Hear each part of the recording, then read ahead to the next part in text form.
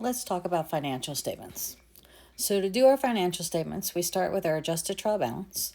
All of these balances come from the ledgers. That is our final balances after our adjustments. So the first one we have to make is our income statement. In order to make an income statement, I need my service revenue, or all my revenues. I need all of my expenses. My expenses come over here highest to lowest. Why do I do that? Remember those people called GAAP and FASB? They're the reason you have to do that. So when you subtract my revenues from my expenses, you're either going to get something called net loss or net income.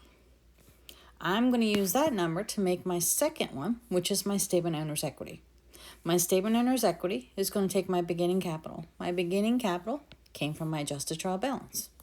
If the owner puts any money in, and then you're going to take this net income or net loss from your income statement, and you're going to bring it right down here. Then you're going to take my owner's withdrawal. That also comes from my adjusted trial balance. Subtract that out, and you're going to get what my capital is at the end of the year. So I started with my capital at the beginning of the year, capital at the end of the year. Capital at the end of the year is going to come over here to my third financial statement, which is my balance sheet. On my balance sheet, I'm going to have all of my assets. I do the current assets first, those that have a 12-month life, things going in and out.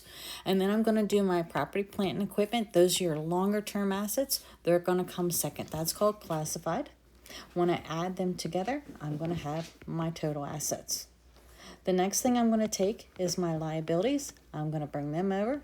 Again, those current liabilities, 12 months or more. And then if I have any long terms, add all those together, get my total liabilities. Add that to my capital, and you get my total liabilities and capital. You end up with your accounting equation.